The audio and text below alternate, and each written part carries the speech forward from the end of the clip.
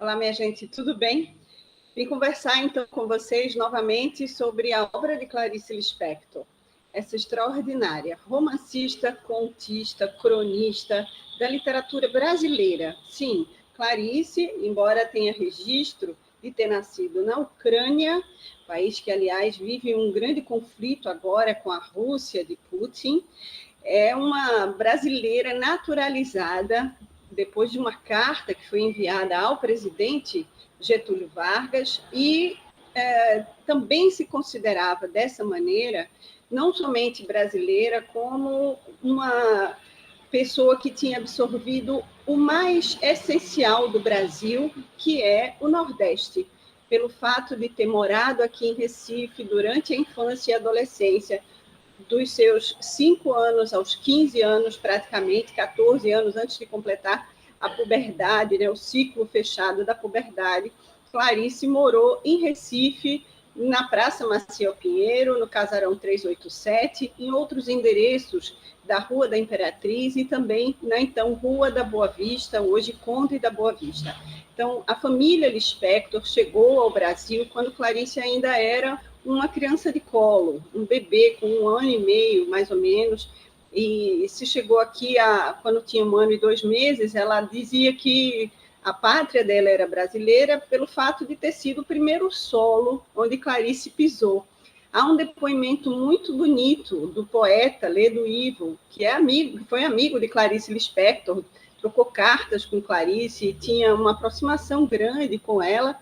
Ele disse que para o poeta, que é o caso de Clarice, né, uma pessoa que formou a sua própria natureza, a sua própria maneira de ser, a partir da literatura, da arte, a maneira como o poeta se identifica é, de fato, com as coisas da natureza e não com os registros burocráticos. Ou seja, o poeta nasce onde ele vê o mar pela primeira vez.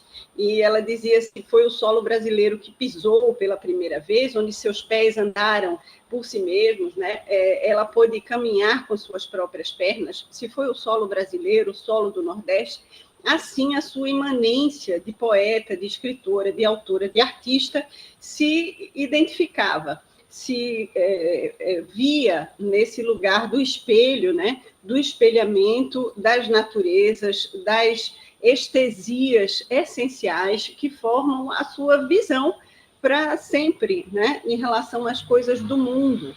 Então, essa cultura nordestina, claro que Clarice, tendo nascido de uma mãe de origem ucraniana, de um pai de origem ucraniana, ela guarda isso também no seu corpo, né, no seu DNA, no seu registro genético, nas suas formas físicas, na sua troca com as irmãs e com o Yiddish, que era também falado em casa, as outras línguas, né, que Clarice aprendeu, e para além do Yiddish, do francês, do inglês, mas o português foi a língua que ela escolheu para se expressar. Então, é uma autora de literatura brasileira, com todas as influências e aprendizados que ela tenha tido com as outras culturas que lhe chegaram à mão. Mas ela gostava de afirmar, e esse é um gesto talvez importante para ser analisado criticamente. No momento em que o artista revela essa sua matéria-prima intrínseca das memórias, ele está, de fato, revelando algo muito essencial para a análise crítica da sua obra. Então, é pautada por todos esses valores e essas percepções que eu escrevi um texto chamado Por que olhar os animais? Selvageria e amor em Clarice Lispector. Esse texto está disponível na internet, ele tem como resumo, né, a ideia desse estudo que explora aspectos do conto O Búfalo, publicado pela primeira vez na revista Senhor, por Clarice Lispector. É um conto entendido como um relato desse aprendizado dos afetos ligados ao imaginário feminino. A personagem, embora não tenha nome, é identificada por uma mulher de casaco marrom que vai ao zoológico, e o enredo é muito simples. Narra a angústia dessa mulher que, vivenciando uma crise conjugal, vai buscar a sua salvação, aqui se coloca em aspas, num zoológico. Então, num intenso cruzamento de olhares com os animais, se segue dessa caminhada entre as jaulas onde esses animais estão presos no zoológico, e ela descobre o que foi buscar entre as feras, o sentimento que lhe faltava, o ódio. Ainda seu grande desconhecido, né, esse sentimento lhe fora inexistente até então, ela que estava acostumada, ao longo de uma educação tradicional conferida às mulheres, a sentimentos mais nobres, como a gentileza, a passividade e o perdão. Ciente da sua abundância de amor, isso não acalmaria o seu espírito ferido diante da crise conjugal que estava experimentando, e seu espírito ferido e ultrajado vai, então, buscar esse outro sentimento que lhe é tão necessário para a sobrevivência. Ela escuta a voz da natureza e descobre no olhar dos bichos, aliás, de um deles, um aprendizado reativo que vai lhe dar a força que necessita para sobreviver. Então, eu li aqui mais ou menos as palavras do resumo e vou começar esse texto que vem com uma frase de Gilles Deleuze, né, um filósofo francês importante para quem compreende as coisas da literatura que perpassam essas estesias, esses sentimentos, né? O Deleuze é um autor muito importante para entender a filosofia contemporânea, né? E para entender a literatura contemporânea é preciso entender de filosofia contemporânea. E as palavras-chave são afetos, animais, narrativa e Clarice Lispector. Abrindo aspas, então, para o Gilles Deleuze, iniciando o texto à disposição de vocês na internet. Ao escrevermos, devimos mulher, devimos animal ou vegetal, devimos molécula e até devimos o imperceptível. Esses devires encadeiam-se uns com os outros, segundo uma linha particular. Pensar enquanto animal consiste em preparar-se para aliviar a pressão da cultura, diz agora Jair Ferreira dos Santos em A Reanimalização do Homem. É preciso olhar os animais, explica ele, por motivos muito intrínsecos da natureza humana. E um deles é aliviar a pressão da cultura sobre a natureza. Isso envolve a construção de um novo laço com o meio ambiente e outras espécies. Se abandonamos a animalidade, ela não nos abandonou e fala dentro da própria cultura. São ilusões, mitologias, hipertrofias que vão se dissolvendo e revelando uma realidade humana mais próxima, biológica e figurativamente das bestas, mais das bestas, que dos anjos.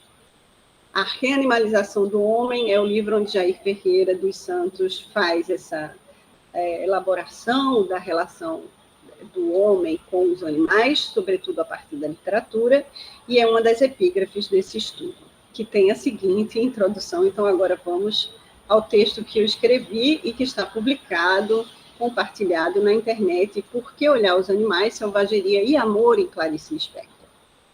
É tarde solta pelo delta do Okavango, em Namíbia, Botsuana e Angola.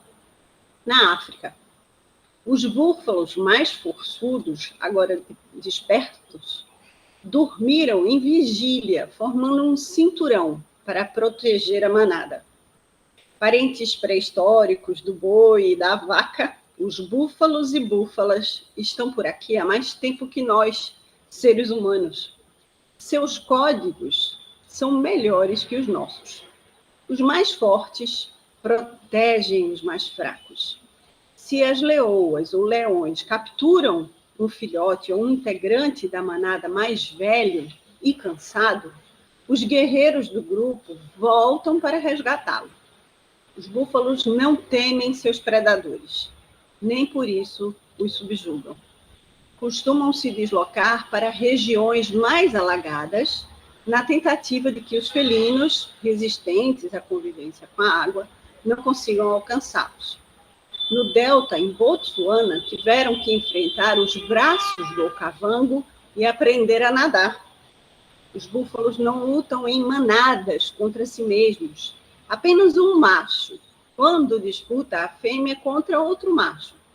As fêmeas, aliás, não têm parceiros fixos. São atraídas por quem lhes parece ser o mais forte, o dominante, o protetor. Dizem os cientistas que o leite da búfala tem muito mais condições de nutrir que o leite da vaca. Embora não sejam confiáveis como os búfalos e búfalas, homens e mulheres, quando cientistas, parecem dizer a verdade. Embora também eles, muitas vezes, escondam o que sintam. Esse trabalho propõe a seus leitores a pergunta: como seria possível para um animal que habita a savana e as florestas tropicais da África e Ásia participar da vida íntima de uma mulher urbana? Para Clarice Lispector, o recurso metafórico aos animais é uma das estratégias peculiares em suas narrativas. Uma forma como outra qualquer de falar da inenarrável e humana vida íntima. São muitos os contos da autora, protagonizados por animais, não só os tradicionalmente dedicados às crianças, como A Vida Íntima de Laura, no caso uma galinha, O Mistério do Coelho Pensante, como já diz o título, mas diversas outras histórias de suas coletâneas, Felicidade Clandestina, Laços de Família e Legião Estrangeira. Este expediente nos abre a possibilidade de uma perspectiva ecocrítica de análise, capaz de verificar nas entrelinhas de sua escrita, como diz Giorgio Agamben. Agamben é um filósofo também importante para a nossa contemporaneidade, que, abre aspas aqui para Agamben, a máquina antropológica do humanismo é um dispositivo irônico que verifica a ausência de uma natureza própria para o Homo, mantendo o suspenso entre uma natureza celeste e uma natureza terrena. Entre o animal e o humano, e por conseguinte, o seu ser sempre menos e mais do que é chamado por ele de si próprio. Então, pelo fato do homem estar muito obsedantemente vigiado, acompanhado, reprimido e aniquilado muitas vezes pelas forças culturais de uma sociedade, sobretudo as sociedades urbanas, onde naquela época, estamos falando de uma personagem que vivia nos anos de 1950, a mulher casada era imposta uma regra de reclusão, reprimenda, sempre um grau de observação muito severo, crítico e, às vezes, até investido de grande perversidade e maldade, né? Uma força de antecipar a visão do mal. Então, era preciso que ela se comportasse de maneira muito agregada aos valores da casa, 24 horas, para houvessem câmeras como existem em nossos tempos, ela não jamais está se colocando na condição de um passeio sozinha num lugar como um jardim botânico ou um zoológico. Nesse caso, diferente de outro personagem que a gente viu aqui no Conto Amor, a personagem do casaco marrom vai estar nesse zoológico exatamente procurando esse mais do que é si próprio. E aprendendo, como a gente viu na introdução, um sentimento que lhe falta para a sobrevivência nessa crise conjugal, que é o ódio. Então, eu continuo escrevendo aqui. Se esta angústia se faz de fato presente na escrita de Clarice, não podemos admitir, entretanto, que o enfoque principal de seus contos já revele uma preocupação ecológica consciente nos moldes ideológicos veiculados pelos discursos acadêmicos do século XXI.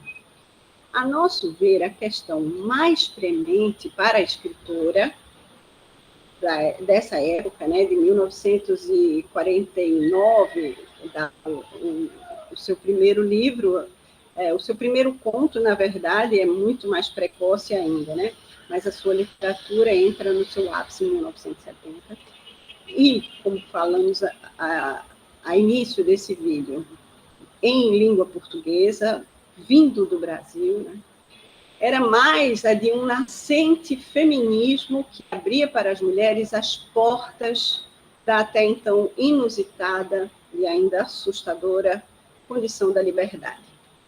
Sua visita ao zoológico, longe de nos remeter a discurso das espécies, parece demasiado conectada aos discursos da condição do gênero, como demonstra esse trecho do conto O Búfalo. Abre aspas agora para Clarice Lispector. Com os punhos nos bolsos do casaco, olhou em torno de si, rodeada pelas jaulas, enjauladas pelas jaulas fechadas. Por isso, o animal, quando abordado na obra de Clarice, é utilizado num sentido deliberadamente metafórico, como máscara do humano.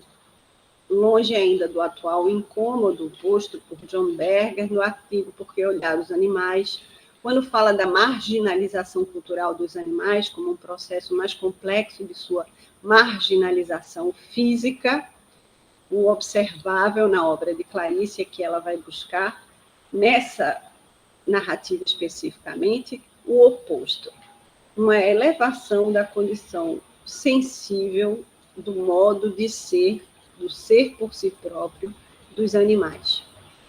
Então, é nessa perspectiva que há uma conexão com a imagem para explicar o caráter das pessoas.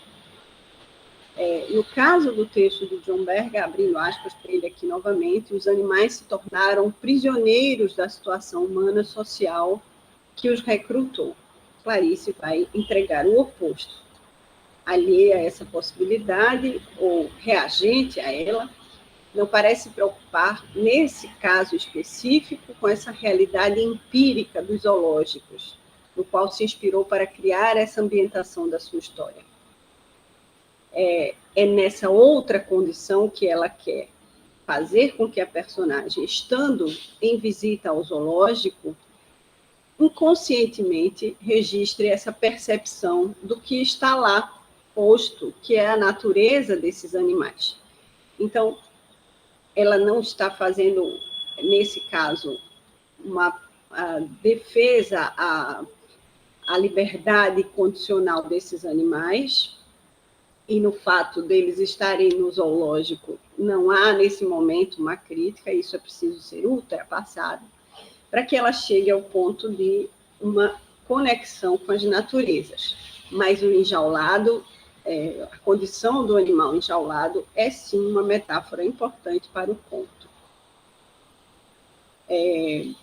O visitante vai reencontrar, no caso, a mulher do casaco marrom, vai adquirir um sentimento que não tem e vai reencontrar alguns sentimentos durante essa busca. Então, há uma outra frase aqui no conto, citada do John Berger, que é: quando muito, o olhar do animal bruxeleia brevemente e segue adiante. Eles olham de soslaio, olham cegamente para além de nós. Escaneiam tudo mecanicamente. Foram imunizados contra o encontro, porque nada mais pode ocupar um lugar central na sua atenção. Nisso reside a última consequência de sua marginalização. Esse olhar entre animal e homem, que pode ter tido um papel crucial no desenvolvimento da sociedade humana, foi extinto. Olhando cada animal, o visitante desacompanhado do zoológico está sozinho. Então, para que a gente veja que a condição que eles oferecem na narrativa é uma utilização metafórica para o conto de Clarice. O conto O Búfalo, de Clarice Lispector, foi escrito em maio de 1956 e publicado pela primeira vez na revista Senhor, a pedido do editor de ficção Franz Paul Tranning, da Mata Heilbron, o Paulo Francis. na edição de julho de 1960. Nesse mesmo ano, seria relançado como parte da coletânea Laços de Família, o que é uma ironia do destino, porque neste mesmo ano do lançamento, que ocorreu no Clube Marimbás, em Copacabana, no Rio de Janeiro, aliás, com a presença e registro fotográfico da empolgação de Tom Jobim, para fazer com que todos se aproximassem da literatura de Clarice. Ele é relançado como parte da coletânea Laços de Família, mas a autora dava por encerrado o casamento com o diplomata Maury Gurgel Valente.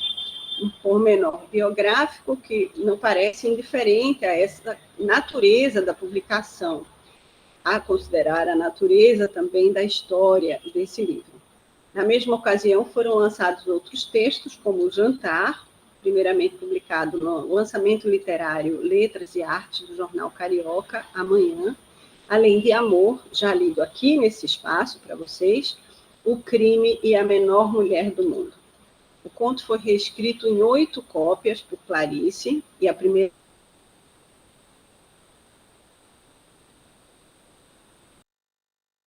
Tânia e Elisa, em maio de 1956.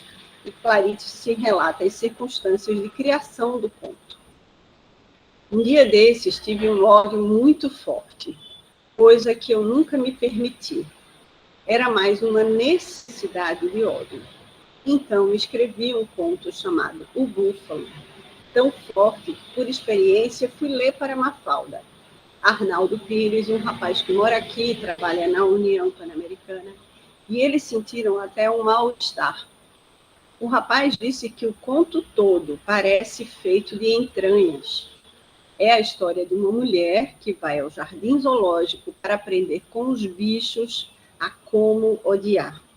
Essa mulher que só aprendeu a perdoar e a se resignar e a amar, precisa pelo menos uma vez tocar o ódio de que é feito o seu perdão. Entende-se que ninguém culpa. Ela está tentando odiar um homem cujo único crime impunível é não amá-la. Na verdade, por mais irracional que fosse, ela o odiava, só que não conseguia sentir em cheio o próprio ódio. Depois é que vem o búfalo. Mas estou vendo que estou matando a história, contando-a desse jeito. Um dia vocês lerão. A carta é publicada no livro que é dado às irmãs, nas correspondências entre Clarice e as irmãs Elisa e Tânia. Ela parece relevante por fornecer dados gerais e por registrar a expressão feito de entranhas, que tanto agradou a Clarice como uma tradução próxima do efeito que esperava atingir com a sua escrita. Marcada por um tom confessional e intimista, essa escrita remete ao estilo de Catherine Mansfield, de quem Clarice conheceu a coletânea de contos Bliss, na tradução para o português, Felicidade, traduzida, aliás, por um amigo de Clarice, Érico Veríssimo, que teria provocado na autora a seguinte reação: mas esse livro sou eu. O Búfalo, que neste ano, na época da publicação do artigo, em 2015, comemorava 55 anos, conclui a seleção de Laços de Família com a história de uma mulher que mora numa cidade grande e visita um jardim zoológico, como foi dito aqui, para buscar entre as feras aprisionadas uma força que julga não possuir e acredita subsistir entre os animais, que é a força do ódio. Esmagada pelo sentimento de fêmea rejeitada, diversas vezes essa mulher que busca o ódio para não perdoar, incorre no impulso do perdão daquele cujo único e impunível crime parece ter sido o de não querê-la. Aí já estamos somando ao conto as informações dadas pela correspondência de Clarice. Corroída pela amargura, visivelmente exausta e arrastada pela humilhação, provavelmente decorrente de uma longa história de traições, devastadora de sua autoestima, ela vai buscar no zoológico a coragem para manter em si a possibilidade da existência, da permanência na vida, e alguma coisa que é tão forte quanto a própria vida, que é a persistência do amor. Então, aqui vamos agora a um trecho do conto de Clarice, finalizando esse vídeo que eu espero tenha ajudado vocês a se interessar mais pela literatura de Clarice, a se aprofundar mais nessas várias camadas da narrativa. Abre aspas. Eu te odeio, disse ela para um homem cujo crime único era o de não amá-la. Eu te odeio, disse muito apressada, mas não sabia sequer como se fazia. Como cavar na terra até encontrar água negra, como abrir passagem na terra dura e chegar jamais a si mesma. Onde encontrar o animal que lhe ensinasse a ler o seu próprio ódio. O ódio que por direito lhe pertencia, mas que em dor ela não alcançava. Onde aprender a odiar não para morrer de amor. E com quem? O mundo de primavera, o mundo das bestas que na primavera se cristianizam em patas que arranham, mas não dói. Oh, não mais esse mundo. Não mais esse perfume, esse arfar cansado. Não mais esse perdão em tudo o que um dia vai morrer, como se fora para dar-se. Nunca o perdão. Se aquela mulher perdoasse mais uma vez, uma só vez que fosse, sua vida estaria perdida. Então, contrariamente às expectativas da mulher, o zoológico está em festa, o calor da estação das flores atinge não apenas os homens, mas também os animais, e o espetáculo que ela encontra é o espetáculo do amor, aparentemente intolerável para essa mulher, devastada, que perambula sozinha, indagando, ó Deus, quem será meu novo par nesse mundo? Percebe-se, embora que afirme buscar o ódio, que o que essa mulher parece estar desejando realmente é encontrar alguém com quem vale a pena morrer de amor. Assim, talvez, nem mesmo com uma premissa feminista se possa entender essa história. Muito frequentemente interpretada pelo viés do liberalismo, como um panfleto do horror aos homens e a dor que eles provocam, mas que, no fundo, traz essa outra perspectiva. Na verdade, talvez seja uma impressionante e moderna visão da tradicionalíssima cantiga do amigo com a fêmea, arrastando a sua coita trovadoresca pelo amante distante e ansiado. Aqui está uma outra frase que ilustra: ai flores do verde ramo, parecemos escutá-la suspirar nos acordes postos por Dines, nos versos inflamados do desejo, a vontade de escapar pelo caminho do ódio para encontrar o amor novamente. Não podemos ignorar que, mesmo como penetra nesse universo, a mulher magoada deliberadamente se imiscui nos espaços primaveris dos encontros, seja no mundo dos amantes humanos felizes e correspondidos que giram na montanha-russa do parque, seja no mundo dos amantes animais, igualmente realizados e satisfeitos, cujo eflúvio do prazer ela aspira num descarado voyeurismo deste passeio.